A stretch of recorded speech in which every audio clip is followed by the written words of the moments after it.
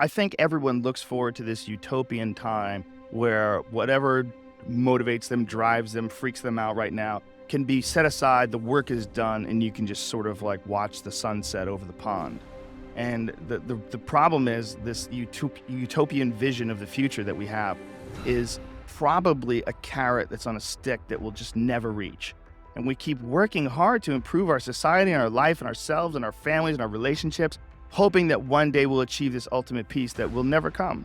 When you're alone with your thoughts, you get an idea of what your thoughts actually are. If you live your life just acting constantly on the momentum of other people's expectations, of you wanting to be liked by these other people, you can run into a trap, and you set up a life that you didn't really want. You're trapped in this situation where you have a mortgage, you've got credit card bills, you've got student loans you have to pay, you have a bunch of shit going on that you have to continue to feed, and all that. And especially if you have a family and you have to feed them, oh my goodness, then you're fully locked in. You can't take any chances whatsoever.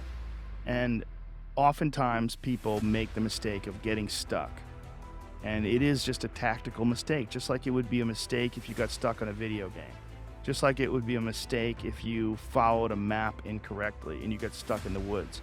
Your life is certainly some sort of a journey. It's certainly some sort of a journey, and we have to all be aware that when we're making journeys, we're not going to always make the right steps, and sometimes you have to back up and try again. And if you're in a position where you can't back up and try again, you've trapped yourself. And the system will set out honeypots for people to get trapped in. The system will set out the ideas of retirement, the ideas of the golden years, providing you benefits, providing you a healthy work environment. Why? Well, because they want people to work for them.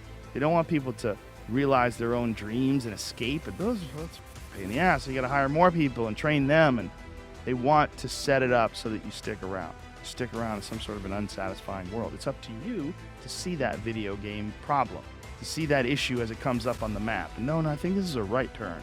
To see all the problems that could potentially lay in front of you and calculate your future. And then also look around at all the people that didn't do it and look at the misery that they're in and learn that you don't want to be like them.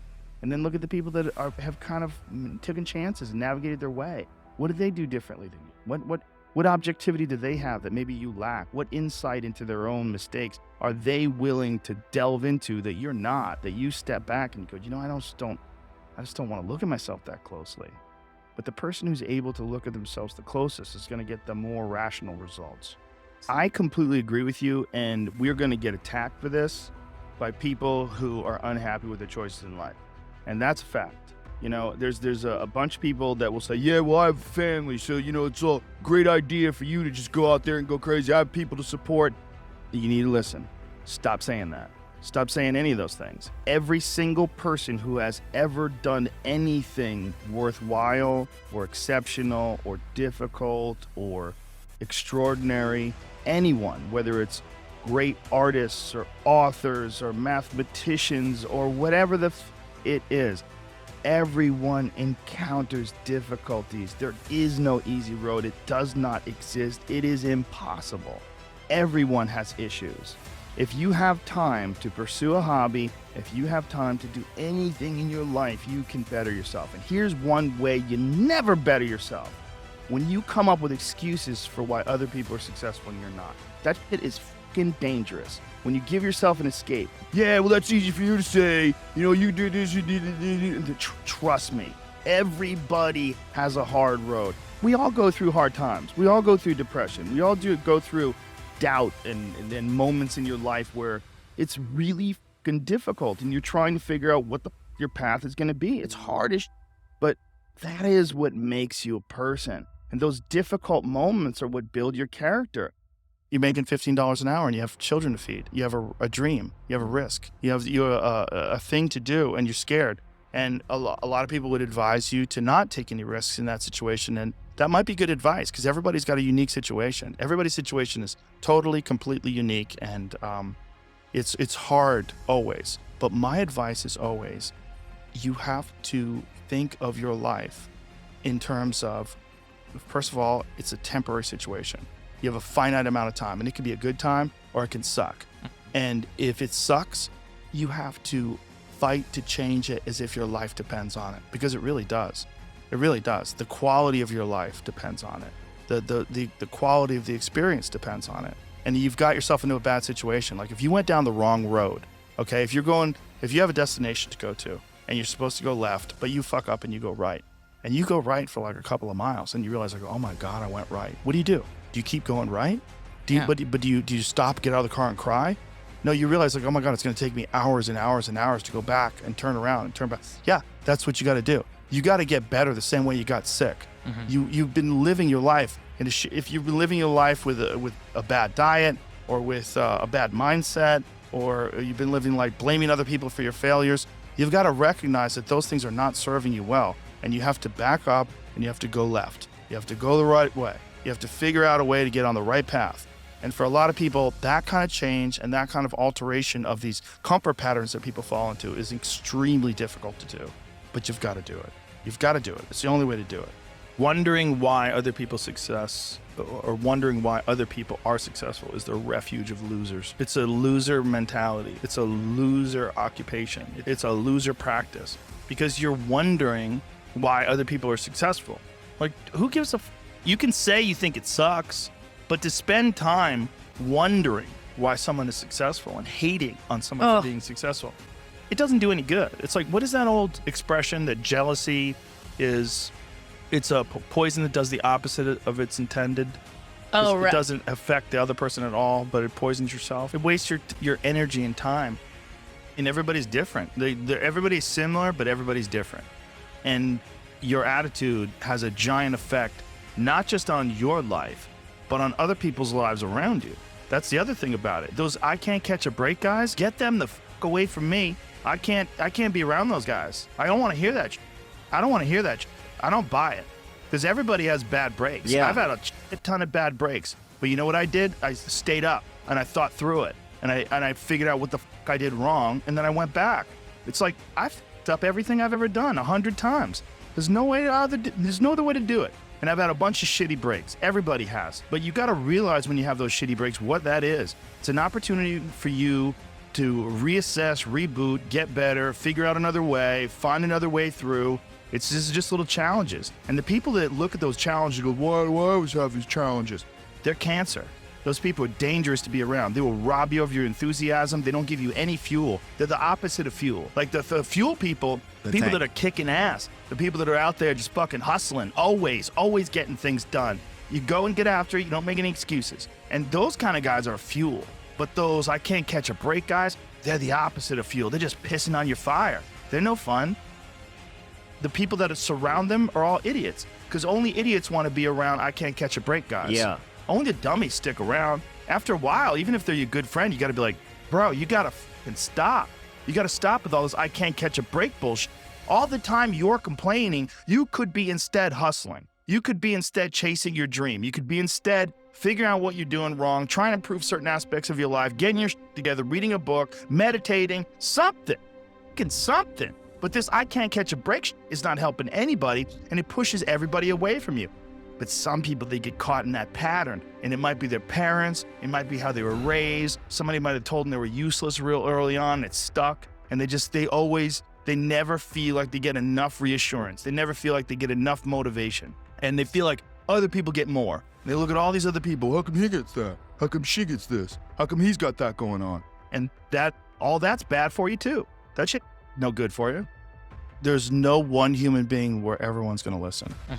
There's no one positive message. Hey, we should just love each other. Hey, we should value community and friendship, and we should take care of our bodies and be healthy. That could say anything where everyone's going to listen. Yeah. But that is the most significant factor. The most significant factor is doing things that are positive both for your health and for your friendships and for your community, and also like choosing a path in life that is actually rewarding and satisfying. And that's hard. It's a very difficult thing to do. And this idea that, everybody starts at the same starting block is fucking total horseshit.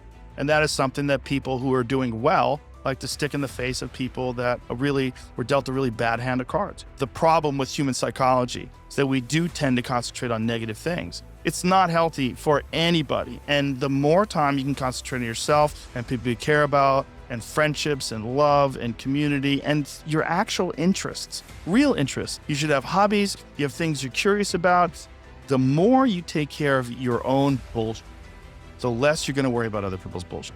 And the more you can enjoy things that you're actually interested in, as opposed to spending time cultivating negativity, which is so intoxicating. It's so easy for people to get caught up in this artificial drama, this thing that we all have, everyone has, and not just me, I mean, everybody that does anything has. And it's like this voice in your head that wants you to do nothing. Your mind has to seek discomfort. It has to seek these difficult tasks. You have to enjoy it. And you have to figure out a way to make your mind enjoy those things. Some people it comes easy and some people it doesn't. Some people it takes a long time. I always tell people the best thing you could ever do is force yourself to a schedule. Just write it down. Showing up when you don't want to show up. Forcing yourself to do things you don't want to, but then reaping the rewards. Discipline equals freedom.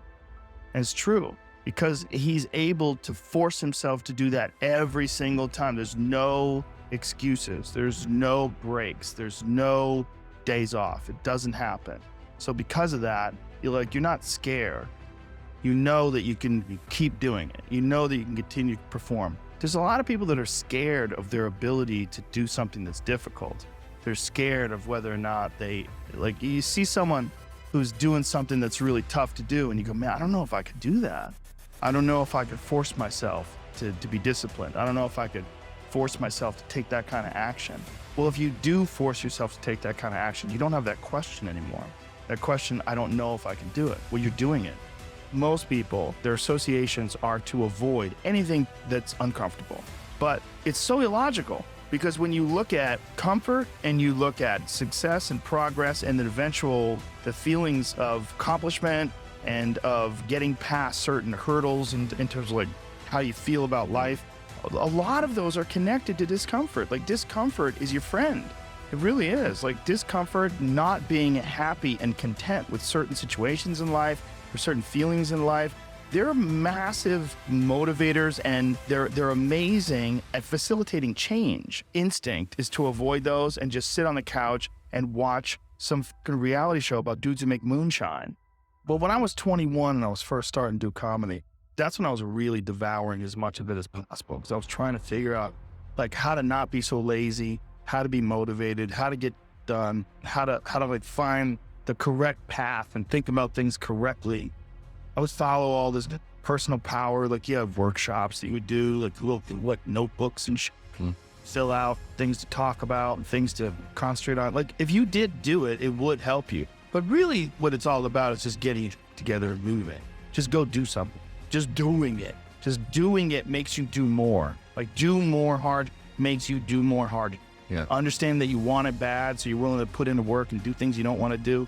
It's what makes you have that confidence that you know how to push through. And the mentality that I'm the type of dude who gets done. I'm not gonna waste my day just sitting around a hotel room. No, I'm gonna go to work. That's what I feel like is missing from a lot of people that are getting into motivational this, motivational that. They ain't doing it. You gotta go do something. That's the number one thing, right? Is taking action. Take action.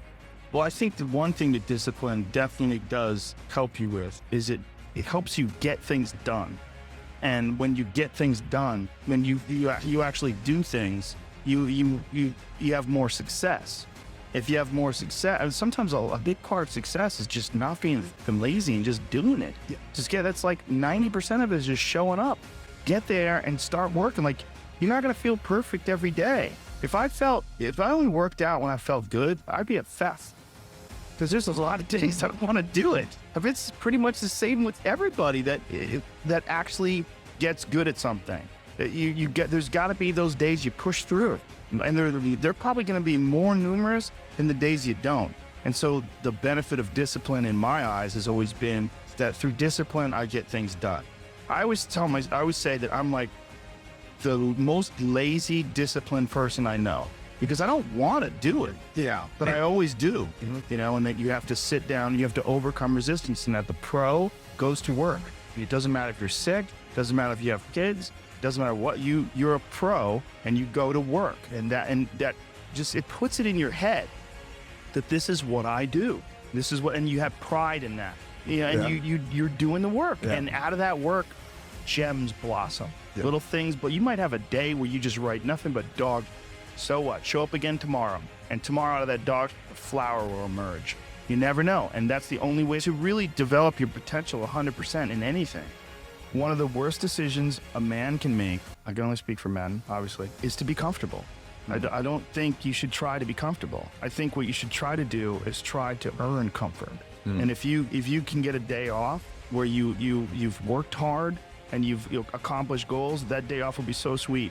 Through difficult tasks, you learn an incredible amount about yourself. And through the fire of competition, you get to understand motivation. You get to understand the resistance that you have inside your mind to doing hard work. You get to understand the rewards of discipline. Like, you don't truly appreciate relaxation unless you've worked hard. And that is the yin and the yang of life. Understanding that you can achieve those goals, it's going to be difficult, you're going to push through the difficulty, and then you're going to understand what difficulty truly is and how much of it is just mental, how much of it is just in your mind, this adversity to difficult task or to struggle. And a lot of people have that. They're scared. They're scared of complications. They're scared of failure. Failure is a big one that people are afraid of, but failure is one of the most important things you could ever have. I think failure teaches you things that you don't learn from success. I think failure gives you an opportunity for self-examination and also gives you a feeling that is very uncomfortable. And that very uncomfortable feeling helps you grow. And don't look at these failures as like proof that you suck. Look at them as opportunities for growth. Look at them as opportunities to be motivated to do better. We have been fed this line of horseshit that you're supposed to seek comfort. And I don't think you are. I think you're supposed to seek lessons, and you're supposed to seek difficult tasks and accomplishments. And through those things and through doing things that are hard to do, even if it's just a fucking 90-minute hot yoga class, what I tell people is the best advice that I've ever heard. It's the best advice I ever came up with, is that live your life like you're the hero in your movie. And right now is when the fucking movie starts and your life is a shitbag disaster, like every fucking Arnold Schwarzenegger movie where he wakes up and makes a blender full of pizza and ice cream, and that's what you know what I mean? Yeah. Those guys where they're like on the brink, they put the gun in their mouth and they put it down because they see a photo of their daughter. Pretend that's you. Pretend you are right now, you're in the part of the movie that starts and it shows you as a fucking loser. And just decide not to be a loser anymore. Live your life like there's a documentary crew following you around and you are analyzing your own behavior. Do what you would want to do so that your kids one day would look back at it and see that documentary and look on it with pride. Like, wow, my dad was a bad motherfucker. He really did what he had to do. Wow, my mom really got her together. I'd love a success story, but even more than a success story, I like a dude who fucks his life up and then gets it back together again story. Those are my favorite stories. And the way to do that, you gotta write it down. You gotta think that you are the hero in your own movie, and then you gotta sit down and you gotta write it down. Write down what you need to do. I mean, that Nike slogan, just do it, it's one of the greatest slogans of all time. So true. Get out there and go fucking do something. Just go. And then in the middle of doing it, it'll become easy. Even if it's not easy, even if it's hard, it's easier than not doing it and wishing that you had done it. So you obviously can do it. Can you do it tomorrow? Did it today? Or can you do it tomorrow? Just do it.